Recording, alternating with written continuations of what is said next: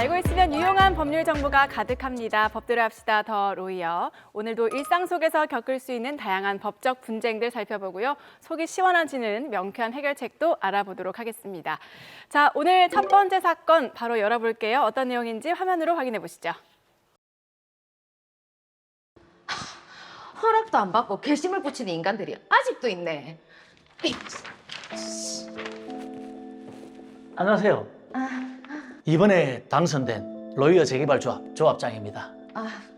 305호가 조합장이 됐어요. 아, 창립 총회 때 안 오셨구나. 제가 그날 조합원들의 압도적인 지지로 당선이 됐습니다. 앞으로 재개발이 잘 될 수 있도록 열심히 하겠습니다. 예.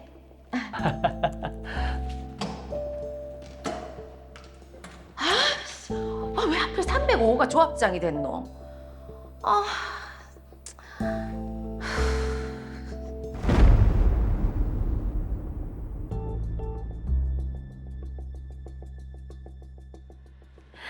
아유, 언니, 오랜만이네요. 요새 통 얼굴을 못 봤네. 아휴, 뭐 병원도 좀 다녀오고 이래저래. 그 조합장으로 우리 동 305호 아저씨가 당선됐다며. 네, 그 창립총회 때 최소 평당 2천만 원 이상의 평가액을 보장하겠다. 조합원 이익을 위해서 목숨 바쳐 일하겠다 이러니까 사람들이 다 찍어주더라고요. 아휴, 왜 하필 그 사람이.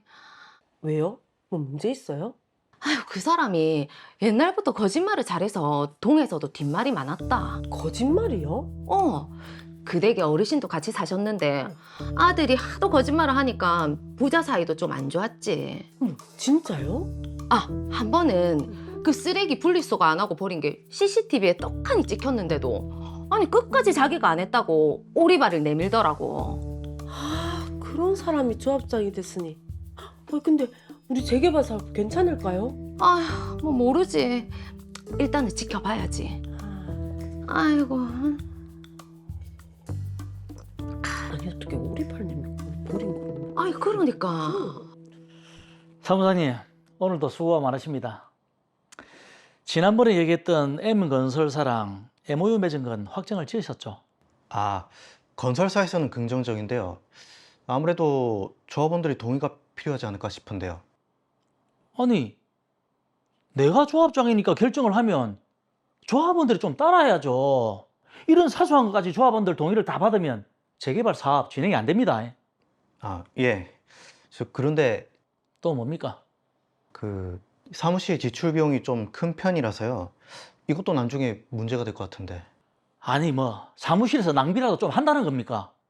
다 필요해서 쓰는 건데 그런 것까지 조합원들이 걸고 넘어지면 안 되죠. 사무장님은 제 말만 잘 들으시면 됩니다. 예. 아휴.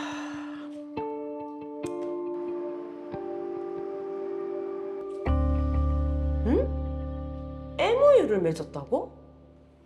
아니, 아직 환경영향평가 같은 것도 안 했는데 벌써 건설사를 정했다는 거가. 조합원 동의도 없이. 언니, 어디 갔다 오는 길이에요? 네, 그 병원에 좀. 언니, 이거 봤어요? 아무래도 조합장이 너무 독단적으로 일을 처리하는 것 같은데. 그 사람은 그럴 만한 사람이다. 아니, 똥꼬집에다가 거짓말을 밥 먹듯이 하는 사람이거든. 에?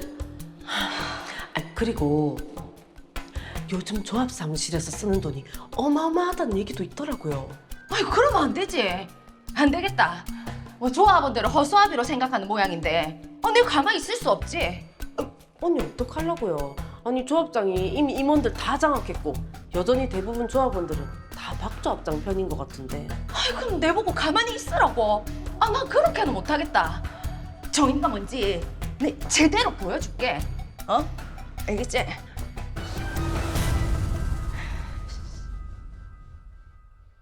네, 이 사건 앞으로 어떻게 전개될지도 궁금한데 일단은 김진아 씨가 정의가 뭔지 제대로 한번 보여주겠다며 주먹을 불끈 쥐셨습니다.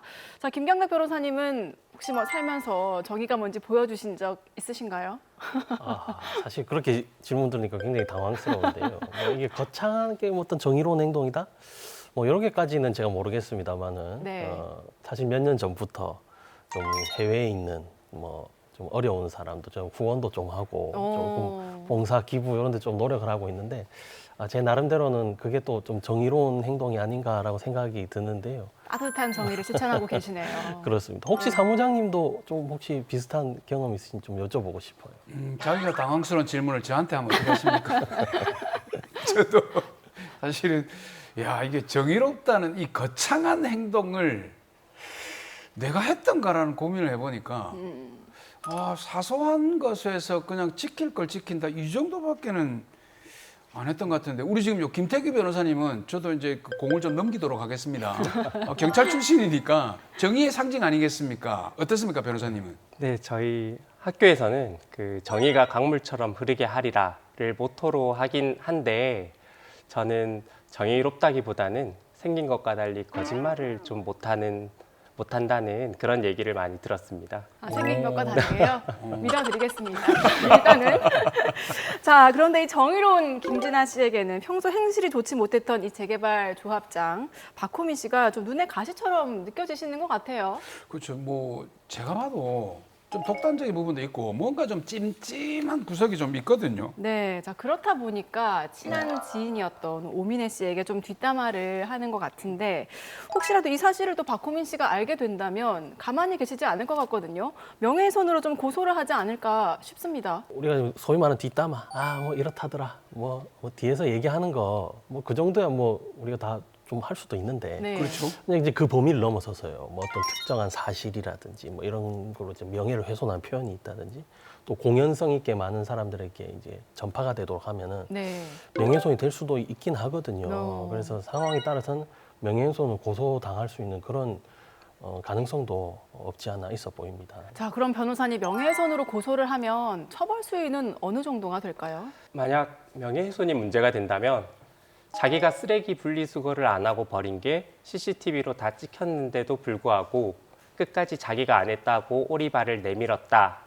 이 부분일 텐데요. 네. 기본적으로 이게 사실이든 허위이든 명예훼손의 요건에 해당할 수는 있습니다. 비록 한 사람에게만 말했으나 들은 그 사람이 외부에 전파할 가능성이 있기 때문인데요. 다만 진실이고 공익성이 있다면 처벌되지 않을 수도 있습니다. 이 내용에 대한 처벌 수위는 벌금을 예상합니다. 자 그렇다면은 이런 사실이 박호민 씨 귀에는 안 들어가야 될 텐데 이 사건 어떻게 전개가 될지 계속해서 화면으로 확인해 보시죠.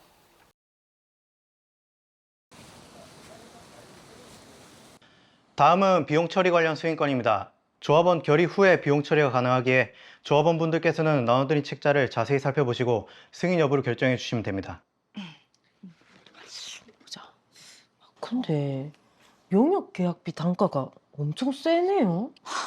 너무 심한데? 아유, 그리고 임원급여도 왜 이렇게 많이 나가노? 그러니까. 이거 일반 월급쟁이 수준이 아닌데. 안 되겠다. 저기요. 네, 조합원님 궁금한 점 있으십니까? 그 안건 중에 용역 계약비랑 그 임원급여가 과다 책정된 것 같은데 이거 관련 증빙 자세히 알고 싶습니다. 아니, 조합에서 적법하게 처리해서 산출한 건데 왜 증빙이 필요합니까? 아무 문제 없습니다. 김 사무장, 어서 빨리 표기를 진행하세요. 아니 그 조합원 돈이 나가는 건데 비용 내역을 투명하게 공개를 해야죠. 그거 좀 조용히 하세요. 아니 내 발언권 얻어서 얘기하는데 조용히 하라니요. 조합 정관에 따라서 총회 의사 진행을 방해하는 조합원에게는 퇴정 명령을 할 수 있습니다. 김 사무장, 이 사람 퇴장시키세요. 나오시죠. 내가 왜 나갑니까? 저 못 나갑니다. 아이고 분위기가 험악해지네요. 아니 언니가 무슨 방해를 했다고 내보내요. 하지 마세요. 나가세요. 나오세요. 아니 나도 조합원인데 내가 어디 나간다고? 아니 왜 저를 왜 내보냅니까? 저 못 나갑니다. 어머. 언니. 내 절대로 그냥 안 넘어간다.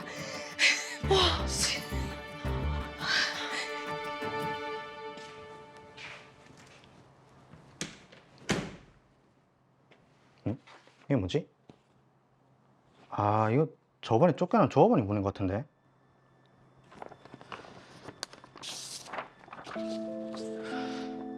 이 회계 처리 내용에 관련된 자료를 열람할 테니 공개해달라는 얘기네. 아이씨. 조업장님, 이것 좀 보시죠. 뭡니까?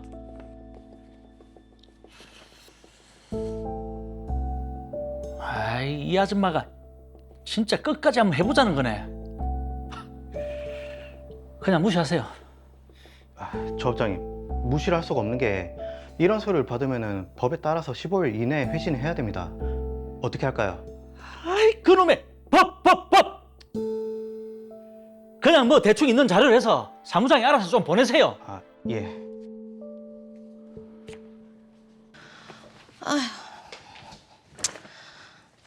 아이고. 조합에서 뭐라고 답이었노? 어디 보자. 아이, 이게 뭐고? 아니, 회계 처리에 중요한 건 싹 빠져있고 그거마저도 검게 가려놨네. 와, 이 사람들 진짜 무성의하네. 뭔가 숨기는 게 있는 모양인데 내가 그냥 안 넘어가지. 아이씨.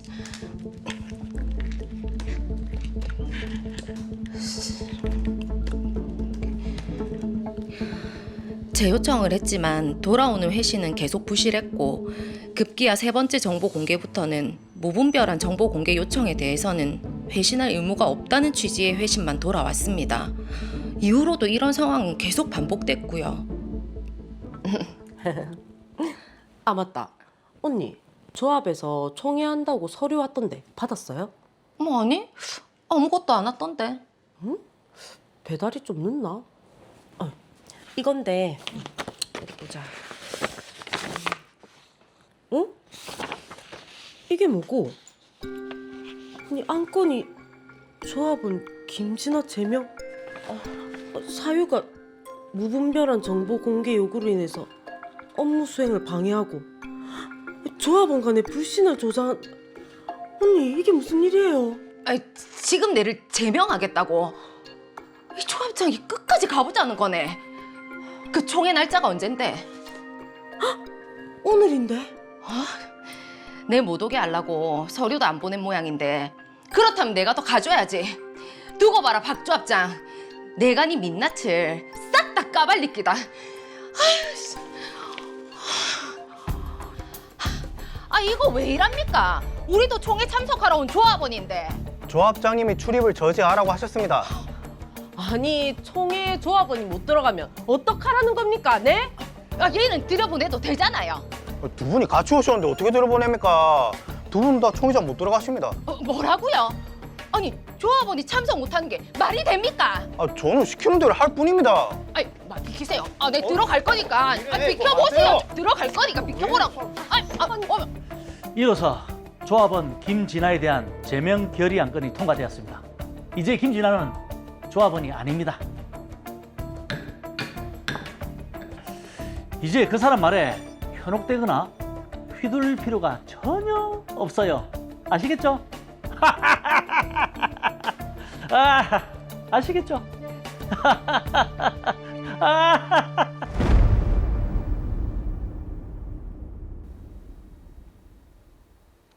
네, 조합장 뒷담화를 하면서 이게 명예훼손으로 이어질 것 같았던 사건이었는데 이게 몸싸움까지 벌어지면서 조합원 제명 분쟁까지 커졌습니다. 야, 이게 생각보다 일이 좀 심각하게 진행이 되네요. 네, 그러니까 보통은 뭐 아파트가 재개발이 될지 안 될지 이런 사건들 저희가 많이 다뤘었는데 그렇죠. 오늘은 조합원끼리의 분쟁입니다. 자, 김경대 변호사님.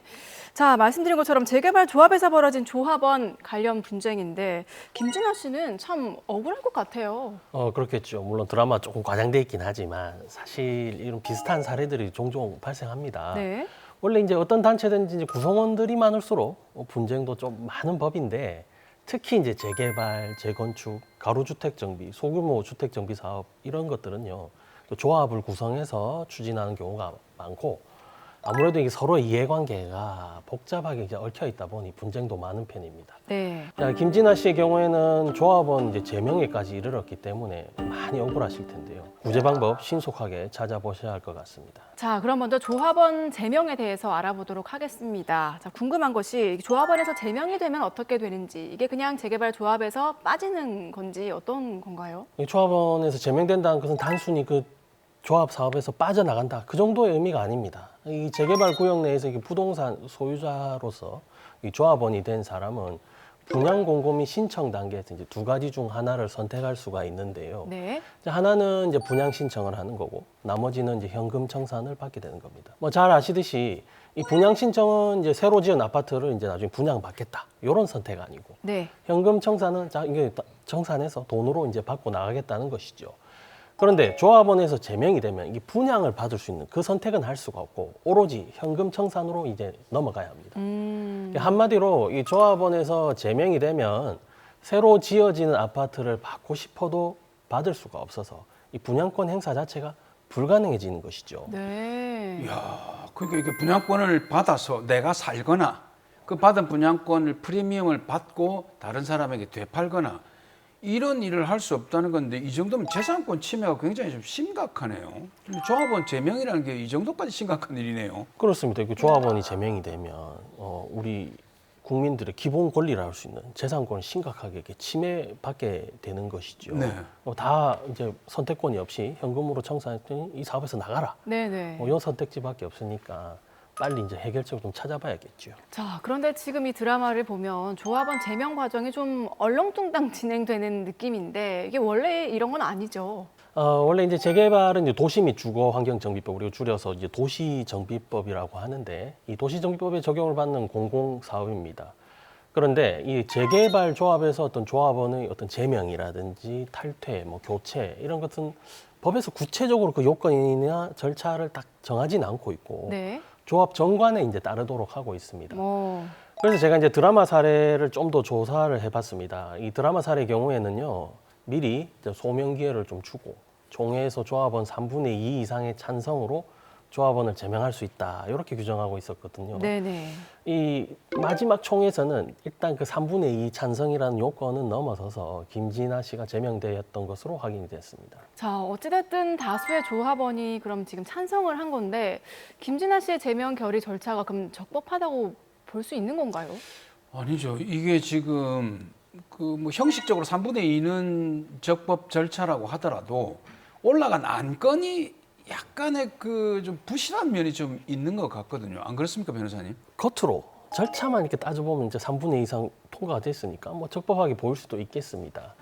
하지만 이게 대법원은요, 이게 조합원에 대한 그 제명 처분에 대해서는 그 단체의 목적 달성을 어렵게 하거나 이 제명이 불가피하다 할 정도로 이제 단체 구성원의 공동 이익을 해하는 경우에 이게 최종적인 마지막 수단으로서만 인정돼야 한다, 이렇게 보고 있거든요. 네. 그래서 단순히 뭐 제명 절차에 필요한 뭐 요건들을 좀 준수했다고 해서 꼭 제명이 적법한 것은 아니고, 네. 과연 그게 최후의 수단으로서 적법했는지 그 내용도 구체적으로 따져봐야 하는 것이죠. 자, 그럼 일단 사무장님이 말씀하신 것처럼 안건이 적합한지부터 좀 따져봐야 되는 문제네요. 그렇습니다. 지금 드라마사에서 이제 제명 사유를 한번 따져보자고요. 네. 그 조합에서 제기한 제명 사유 크게 두 가지인데, 이제 하나는 이제 무분별한 정보 공개 요구로 업무를 방해했다는 것이고, 나머지는 이제 조합원들 사이에 이제 불신을 조장했다는 것이었습니다. 네.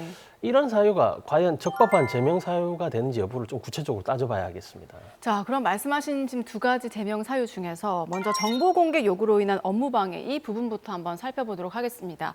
자, 그런데 이거는 제가 봤을 때는 좀 당연히 요구할 수 있는 조합원의 권리 아닌가라는 생각이 들거든요. 어떻습니까? 그렇습니다. 실제로 이제 도시정비법 제124조에서는 이제 조합원이 조합에게 조합 직무에 관한 정보 공개를 요구할 수 있고, 이에 대해서 15일 이내에 조합이 회신할 의무가 있다, 이렇게 명시가 되어 있거든요. 그러니까 이건 이제 조합원의 정당한 권리고, 단순히 이제 조합원의 어떤 정보 공개 요구가 좀 많다, 뭐 이런 사유로는 제명할 수가 없는 것이지요. 지금 드라마 사례에서도 보니까 조합장이 굉장히 귀찮아하면서 막 맞아요. 부실하게 대응했잖아요. 대충 줘라. 그래서 이 첫 번째 제명 사유는 부적법하다고 하겠습니다. 그러면 두 번째 제명 사유로 든 게 조합원 간의 불신을 조장한다. 굉장히 주관적 판단에 의존하는 것 같은데 이거 어떻습니까? 만약에 진짜 김진아 씨가 또 불신을 조장하고 뭐 조합원 사이에서 뭐 분란을 일으키고 뭐 조합장에 대한 또 명예를 심각하게 훼손해서 뭐 조합의 업무 수행을 막 방해한다든지 뭐 이런 이유가 있다면 제명 사유가 뭐 될 수도 있겠습니다만 네. 아까 말씀드린 것처럼 이게 대법원에서는 조합이 그 조합원을 제명하고 이에 대해서 이제 다툼이 있는 경우에는 제명 처분이 정당하다. 그 여부는 조합에서 증명해야 된다라고 그 책임을 보고 있거든요. 네. 그러니까 조합에서 자 김진아 씨를 자 제명하고 싶다면 구체적으로 어떤 방식으로 불신 조장했나, 또 어떤 조합의 업무를 방해했는지, 그리고 이러한 제명이 최종적으로 어쩔 수 없이 선택해야 될 불가피한 수단이라는 점도 다 증명해야 되는 거죠. 그러니까 조합에서 그런 점을 증명을 해야 되는데 변호사님 보시기에는 어떤가요? 지금 김진아 씨가 불신을 조장해서 조합 업무를 방해했다 이렇게 볼 수 있습니까? 우리 드라마에서 보셨다시피 뭐 그런 구체적인 내용은 조금 없고 다 애매모호한 표현밖에 없었지 않아요. 그렇죠. 저도 이게 조사를 해보니까 그런 구체적인 사정은 발견할 수가 없고 단지 자 김진아 씨가 이제 조합원을 들 사이에서 좀 불신 일으킨 게 아니냐 이런 의혹 제기, 또 조합장이 사실은 김진아 씨 좀 마음에 안 들어하고 서로 사이가 안 좋으니까 뭐 그런 정도의 이유로 불신을 조장하고 있네요. 제명합니다. 이건 두 번째 제명 사유 역시도 이 적법한 사유가 될 수 없다라고 봐야겠죠. 네, 결국에는 이 조합장 박호민 씨가 자기 마음대로 일을 좀 하려고 하는데 김진아 씨가 자꾸 이의 제기를 하니까 그렇죠. 마음에 안 들어서 좀 제명을 했다 이렇게밖에는 볼 수가 없네요. 예, 그게 본질적인 지적인 것 같습니다. 예. 조합장은 이제 자기 마음대로 독단적으로 하고 싶은데 김진아 씨가 자꾸 이렇게 태클을 딴지를 거니까. 걸고 이런 게 보이니까요.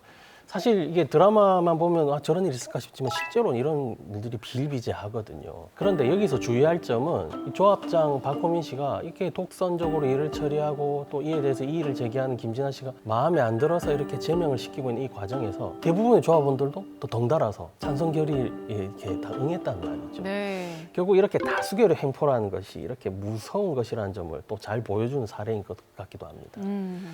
야, 그럼 지금 억울한 김진아 씨는 이거 어떻게 해야 됩니까? 이거 가만히 있을 수만은 없을 것 같은데요. 당연하죠. 이게 당하기만 해서는 안 될 문제죠. 김진아 씨는 이제 제명 결의로 조합원 지위 자체를 상실하고 아까 말씀드린 것처럼 현금 청산자로 전락하게 되거든요. 네네.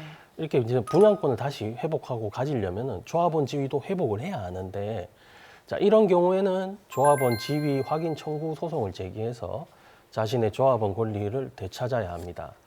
그런데 사실 또 이것만으로는 좀 부족해 보여요. 부족하다면 결국 또 김진아 씨가 뭔가를 더 해야 된다는 말씀이시네요. 예, 맞습니다. 이게 조합원 지위 확인 청구는 민사 본안 사건이니까 이 판결을 받는데 시간이 꽤 오래 걸리거든요. 네. 만약에 이제 재판 결과가 나오기 전에 분양 기간이 다 끝나고 재개발 사업도 다 끝나면은 그 손해를 좀 회복할 방법이 없게 되겠죠. 그러네요. 그러면 안 되는데요. 뭐 좀 더 급하게 뭐 할 수 있는 방법이 있나요? 네, 있습니다. 이럴 때는 제명결의 효력 정지 가처분을 신청해서 일단 그 제명결의 효력부터 정지하고 조합원 지위에 있음을 임시로 정하는 그런 가처분 결정을 받아야 합니다. 그렇게 하면 김진아 씨는 이제 조합원으로서 일단 임시적으로 권리를 회복하고요. 총회 참석 결의하는 등 권리를 행사할 수 있게 되는 것이죠. 분양 신청 기간에서도요. 임시주의가 있으면 분양 신청도 선택할 수가 있습니다. 자, 일단은 김진아 씨가 좀 빠르게 움직이셔야 할 것 같고 그리고 또 하나 짚어보고 싶은 부분이 있습니다.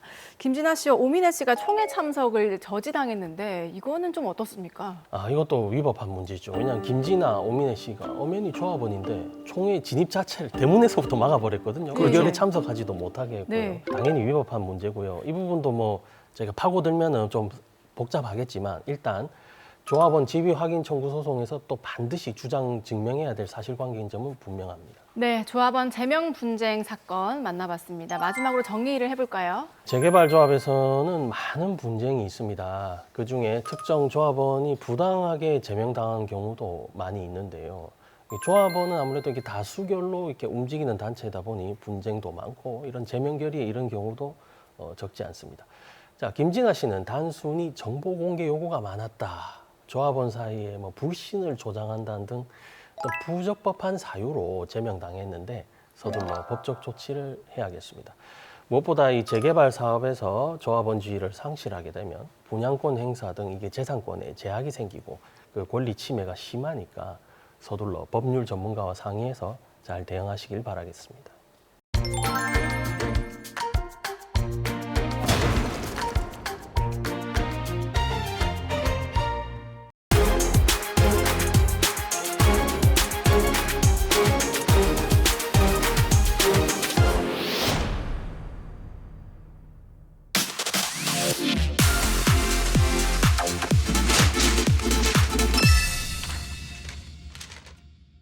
네, 살다 보면 고민되는 상식과 법 사이 그 미묘한 차이를 OX 법정에서 만나보겠습니다. 자, 두 분께서 상황을 들으시고 이게 법적으로 맞는 건지 안 맞는 건지 현명하게 한번 판단을 해주시기 바랍니다.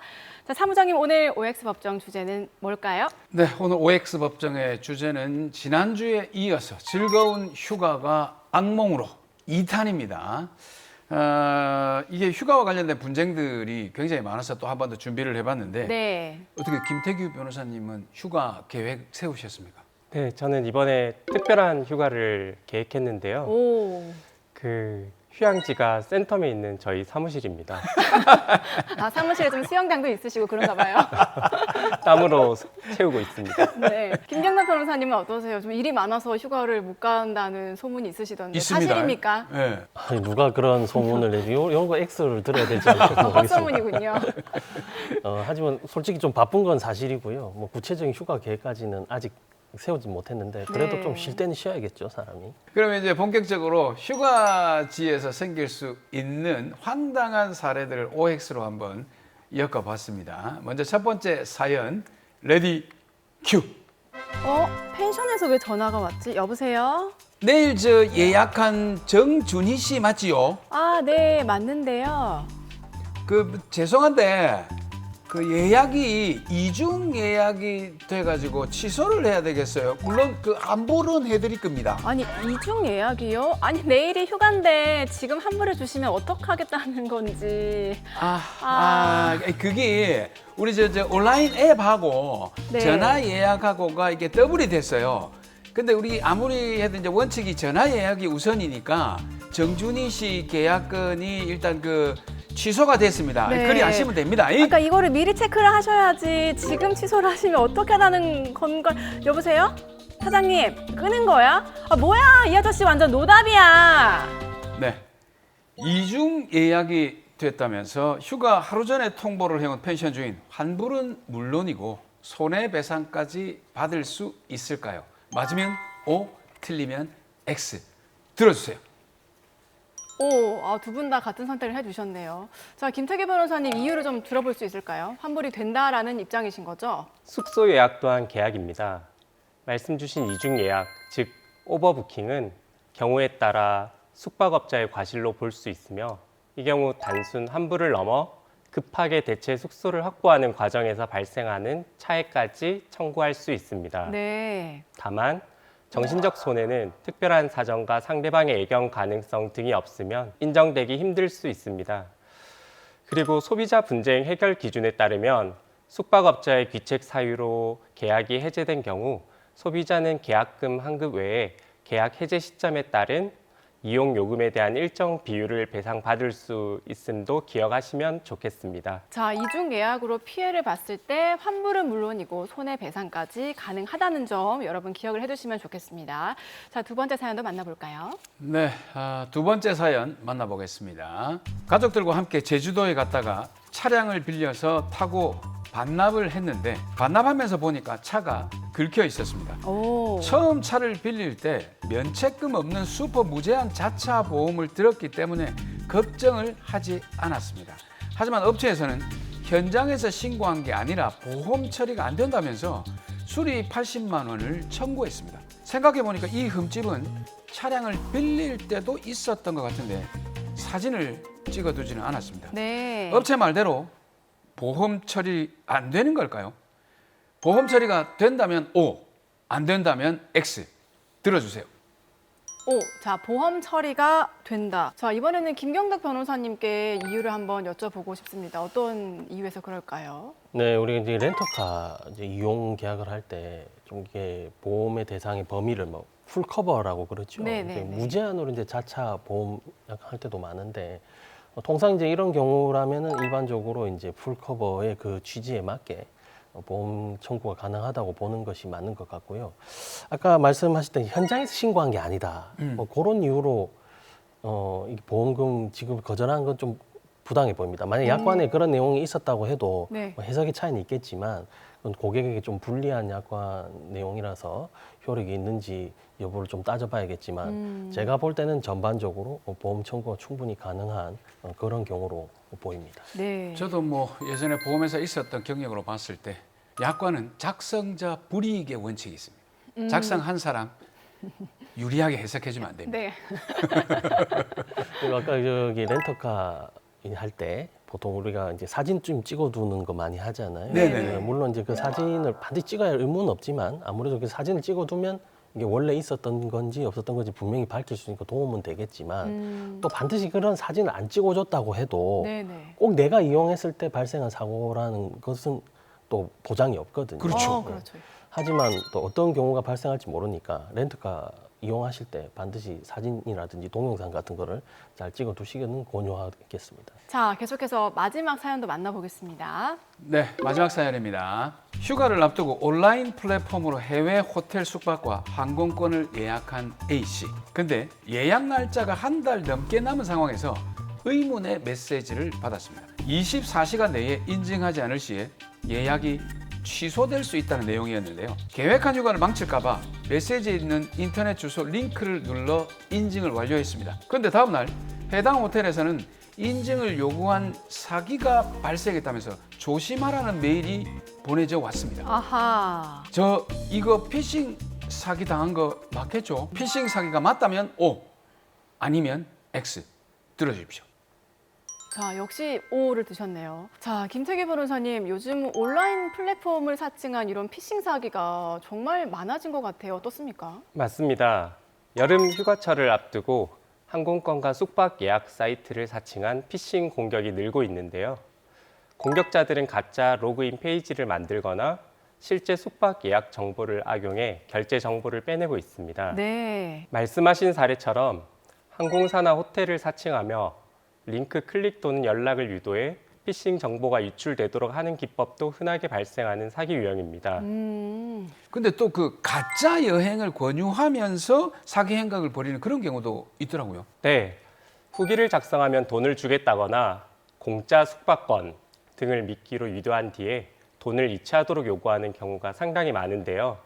보통 수백만 원에서 심지어 억대 피해까지 보는 경우도 있어서 주의가 필요합니다. 네. 또 동남아 등에서 QR코드를 이용해 가짜 사이트로 유도한 뒤 결제를 유도하는 피싱 수법도 있고요. 가짜 웹사이트 또는 SNS 페이지를 실제 여행사처럼 보이도록 해 결제 정보를 훔치는 사례 역시 많습니다. 네, 그러네요. 공짜 숙박권인데 돈을 이체하라는 것 자체가 말이 안 맞는 얘기네요. 그렇죠? 근데 넘어간단 말이죠. 자, 어쨌거나 휴가를 준비하시는 분들 많은데 준비할 때도 그리고 떠나실 때도 떠나와서 돌아와서도 좀 세심한 주의가 필요할 것 같습니다. 자, OX 법정까지 만나보셨고요. 저희는 계속해서 다음 사건 만나보겠습니다. 어떤 내용인지 화면으로 함께 하시죠. 예? 제가 간간이요? 아니, 저는 그런 적 없습니다. 예. 조사받으러 오라고요. 알겠습니다. 아이씨, 한진, 진짜 너무하네.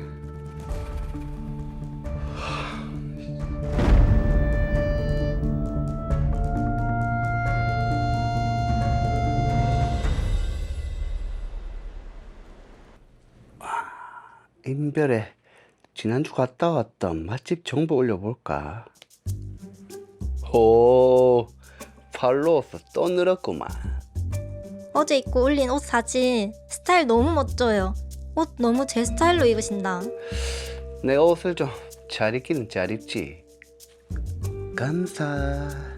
지은님도 인별 사진 보면 옷 너무 귀엽게 잘 입으시던데요. 우리 코드가 잘 맞는 것 같아요. 저도 그 생각했어요. 도윤님이 올린 맛집 정보도 내가 맛집 하나는 기가 막히게 잘 찾지. 그나저나 지은님이랑 얘기도 잘 통하고 딱 내 스타일인데 맛집 같이 가자고 해볼까? 서로 인친이시군요. 제가 또 진짜 분위기 괜찮은 타이 음식점도 찾았고 완전 맛있는 통닭집도 알고 있거든요. 괜찮으시면 같이 갈래요? 완전 좋아요. 오케이. 서로의 인별을 팔로우하면서 알게 된 지은 씨. 오랜 기간 DM을 주고받으면서 친해지게 됐습니다. 그 인별로만 보다가 이렇게 보니까 훨씬 예쁘네요. 그 보통은 다 사진빨인데 지은 씨는 실물이 훨씬 예뻐요. 오빠도요. 오빠라고 불러도 되죠? 오빠요. 그럼요. 오빠라고 불러요. 그리고 말 편하게 하세요. 그럴까? 그럼 우리 서로 말 편하게 놓자. 좋아. 지은이 네가 분위기 좋은 식당 좋아할 것 같아서 여기 갈까 하는데. 와, 분위기 완전 좋다. 여기서 사진 찍으면 장난 아닐 것 같은데? 그렇지. 내가 사진 예쁘게 찍어줄게. 진짜? 인별에 사진 올려야겠다. 그래. 이게 어떻게 됐냐면 거의 뭐 커플인데요. 지은이와 처음 만났지만 대화가 잘 통해 오랜 기간 만나온 것처럼 편안하고 즐거웠습니다. 그렇게 우리는 서로에 대한 호감이 깊어졌습니다. 이대로 헤어지기 너무 아쉽다. 나도 여기서 5분 거리에 우리 집 있는데 우리 가서 한잔 할래? 좋아. 지은이는 주량이 어떻게 되지? 나는 소주는 전혀 안 마시고 맥주는 엄청 잘 마셔. 그럼 편의점 가서 간단하게 맥주 몇 개만 사서 가자. 좋아. 저쪽 가자. 짠.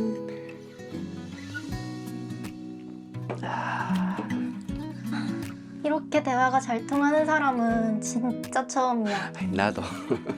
진짜 시간 가는 줄 모르겠다.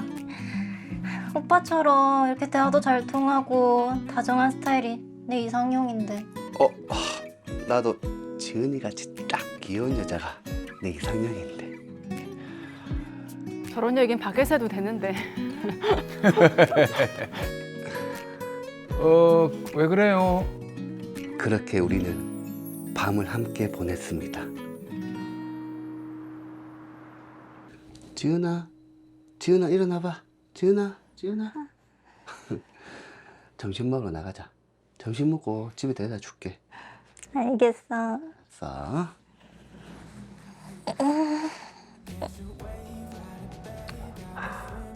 근데 니 요즘 연락이 뜸하다.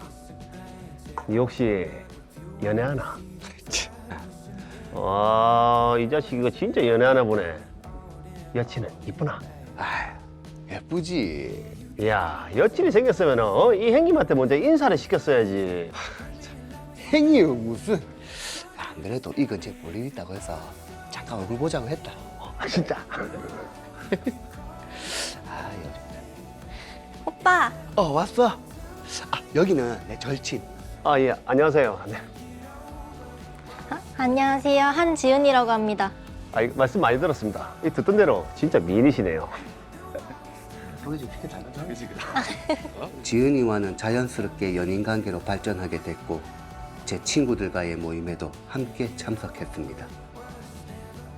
지은아, 오빠 왜 안 와? 너 우리 집이야? 응. 아니, 오빠 오늘 회식인데 오늘 보자는 말 없었잖아. 오빠 몰래 저녁 해주려고 그랬는데 오늘 회식이라는 말 안 했잖아. 과장님이 갑자기 말해가지고. 진짜? 그 여자 대리랑 단둘이 먹는 건 아니고? 진짜 아니다. 그리고 이 대리님이랑은 아무 사이 아니라고. 아무 사이가 아닌데 지난번 회식 때 단둘이 꼭 붙어가지고 사진을 찍어? 진짜 아니라니까. 그럼 인증샷 찍어 보내. 알았다. 그리고 빨리 와. 기다릴 테니까. 알겠다고. 네가 계속 이렇게 잡고 있으면 나 어떡하라고. 나 지금 빨리 들어가야 되는데. 마냥 행복할 것만 같았던 연애. 하지만 지은이의 과도한 집착과 의심으로 인해 다투는 일이 많아졌고 결국 저는 이별을 통보했습니다. 오빠, 내가 진짜 잘못했어. 이제 다시는 안 그럴게. 나 진짜 오빠 없이는 못 산단 말이야. 니 다시는 안 그럴 거가. 응. 오빠를 너무 사랑하니까 나도 모르게 너무 불안한 마음에 그랬어. 나 진짜 다른 마음 먹고 그런 적 없다. 니 다시는 의심하지 마라 진짜. 응. 오빠 고마워. 미안해, 내가 진짜 잘못했어. 잘못했다며 계속 연락을 해오는 지은이를 차마 외면할 수 없어 다시 사귀게 됐습니다.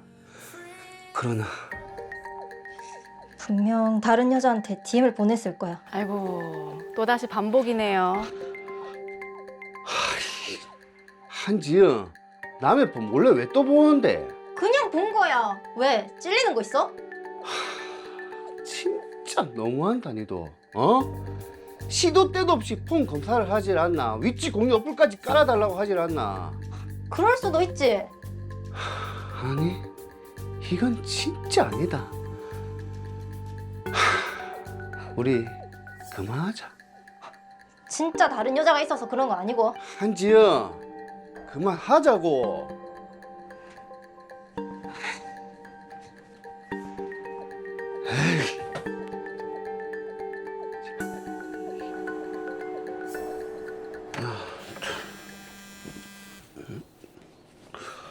예, 여보세요? 로이어 경찰서 여성 청소년 수사팀입니다. 김도윤 씨 맞으시죠? 예, 맞는데요. 한지은 씨가 김도윤 씨를 상대로 강간 혐의로 고소장을 제출해서 연락드렸습니다. 예? 강간이요? 사건이 접수돼 조사가 필요합니다. 출석 가능한 날짜를 조율하려고 하는데요. 아, 저는 그런 적 없습니다. 조사 과정에서 말씀하시고요. 예, 알겠습니다. 한지은 진짜 끝까지 너무하네. 진짜.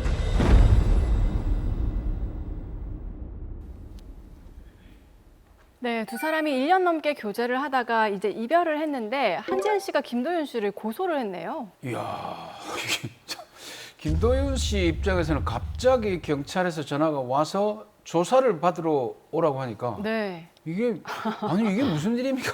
김명도 변호사님 어떻게 보셨어요? 네, 이제 뭐 연인들끼리 이렇게 사귀다 보면 네, 뭐 네. 이런 저런 일도 있고 뭐 만나기도 하고 헤어짐도 반복할 수가 있는데 뭐 다투기도 하고. 네네. 근데 경찰에 이제 성범죄로 이제 고소를 당했다. 그러니까요. 완전 이제 다른 차원의 문제가 되죠. 네. 법률적으로 대응할 수밖에 없는데 김도윤 씨 입장에서는 그래도 전에 사귀던 여자 친구였으니까 너무 좀 억울할 것 같습니다. 그러니까요. 김도윤 씨는 나는 뭐 그런 적이 없다, 억울하다는 입장인데, 자, 김태규 변호사님, 자, 지금 이게 사실관계만 놓고 봤을 때 강간죄가 성립할 수 있나요? 성범죄 사건을 판단할 때는 변수가 매우 많습니다.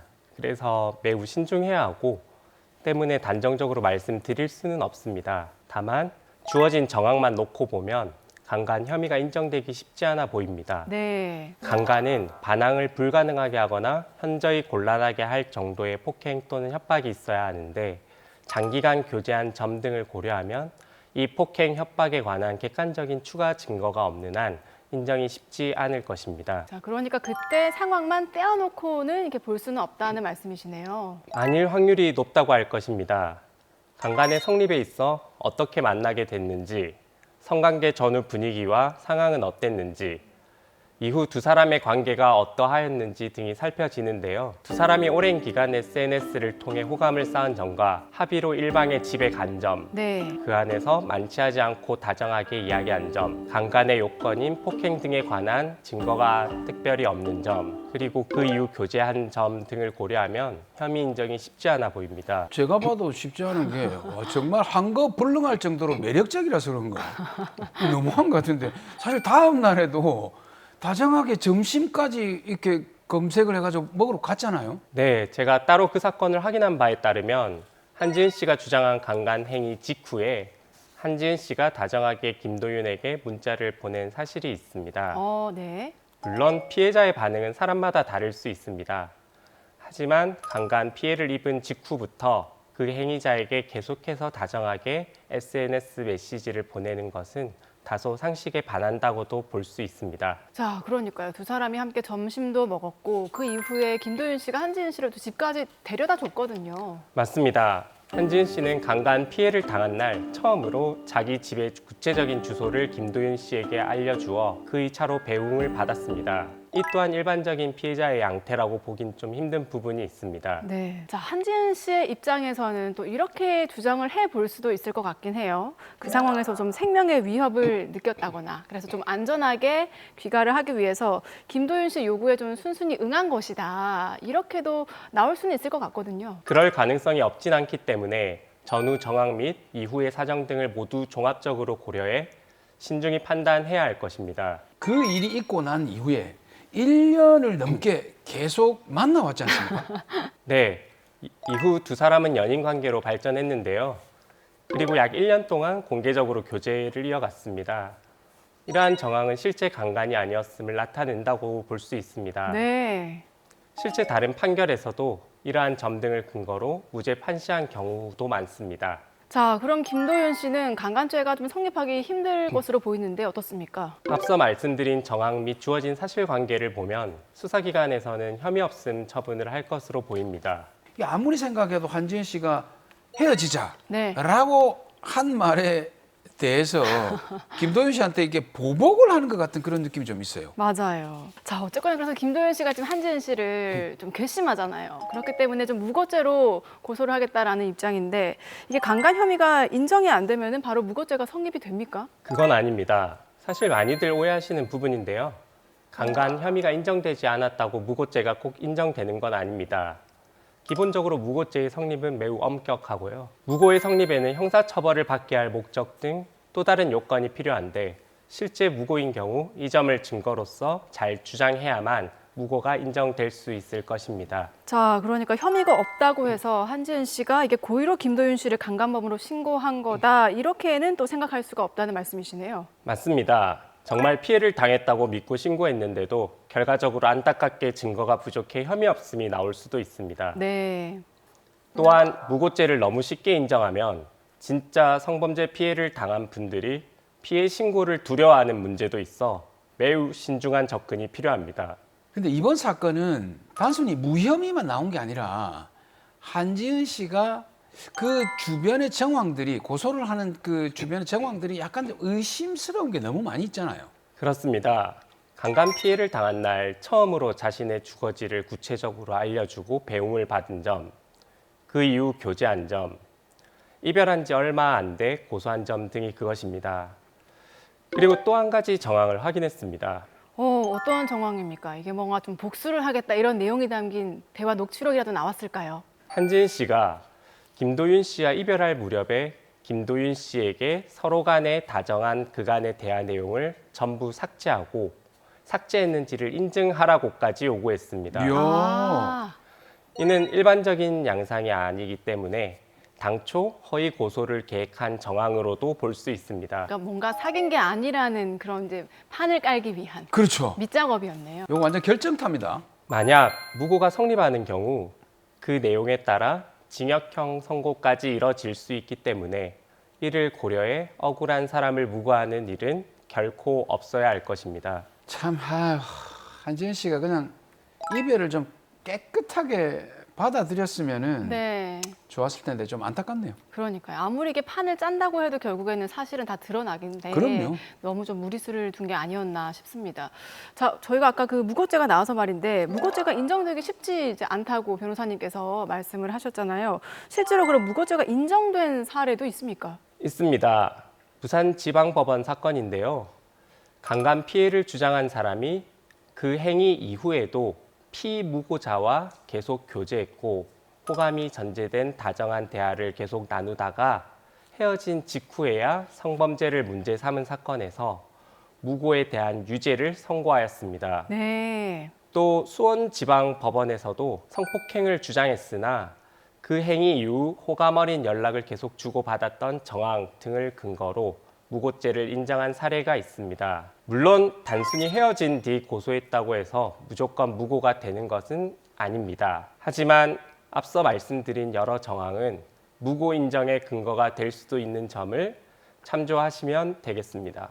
네, 자, 이런 사건 보면 정말 만나는 것도 잘 만나야 되지만 마무리도 참 잘해야 된다 이런 생각을 해봅니다. 그렇죠. 네. 저도 좀 돌아보게 되는데 저도 정리를 잘 했기 때문에 지금 이 자리에 무사히 살아있는 게 아닌가 그런 생각이 드네요. 그러네요. 또. 자, 이 사건 정리해 보겠습니다. 변호사님 마지막으로 한 말씀 부탁드리겠습니다. 실제로 성범죄 피해를 당하는 무수한 사람이 있습니다. 반면 무고하는 소수도 있습니다. 어떤 경우든 필요에 따라 피해 회복을 위해 주변 법률 전문가의 조력을 받아보시길 권해드립니다.